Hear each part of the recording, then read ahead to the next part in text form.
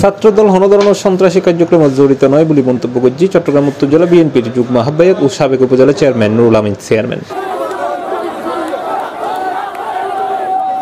বুধবার জুলাই 16 তারিখ July August গণঅভ্যুত্থান উপলক্ষে শহীদ ওয়াসিম, শহীদ আবু সাইদ সহ গণঅভ্যুত্থান নিহত শহীদদের স্মরণে চট্টগ্রাম মিরসরাই উপজেলা ছাত্রদলের আয়োজিত ছাত্র সমাবেশে তিনি এসব কথা হয়।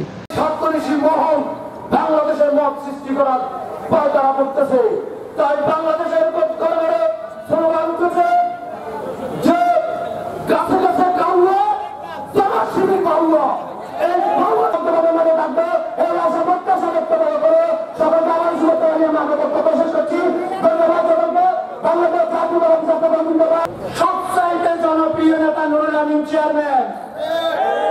এটা একাধিকবার মিছিল, মিটিং, আন্দোলন, সংগ্রামে আমরা প্রমাণ করেছি।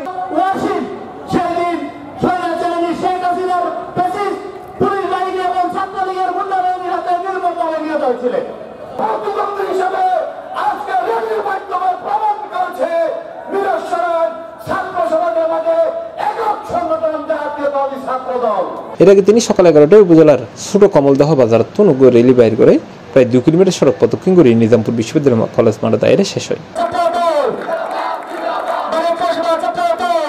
নিজামপুর বিশ্ববিদ্যালয় কলেজ ছাত্রদল ভারপ্রাপ্ত আহ্বায়ক নাজিবউদ্দিনের সভাপতিত্বে ও মিরসরাই পৌরসভা ছাত্রদলের সদস্য সচিব ইনজামুল হক ইমন ও বারৈরহাট পৌরসভা ছাত্রদলের সদস্য সচিব মোহনদের পরিচালনায় এই সময় উপস্থিত আছেন। এই সময় বিশেষ অতিথির বক্তব্য রেখে মিরসরাই উপজেলা বিএনপির সাবেক সদস্য সচিব গাজী নিজামউদ্দিন, উপজেলা বিএনপির সাবেক সাধারণ সম্পাদক মোহাম্মদ আলমগীর, চট্টগ্রাম উত্তর জেলা বিএনপির সদস্য বারৈরহাট পৌরসভা বিএনপির সাবেক আহ্বায়ক দিদারুল আলম মিয়াজি, মিরসরাই উপজেলা বিএনপির সাবেক সদস্য সচিব জাহিদ হোসেন সহ আরো বোধকেই। সমাবেশ শেষে নিজামপুর বিশ্ববিদ্যালয় কলেজ আঙ্গিনায় ছাত্রদলের নেতাকর্মী লড়ে বৃক্ষরোপণ ও বিতরণ করছে আগত অতিথি।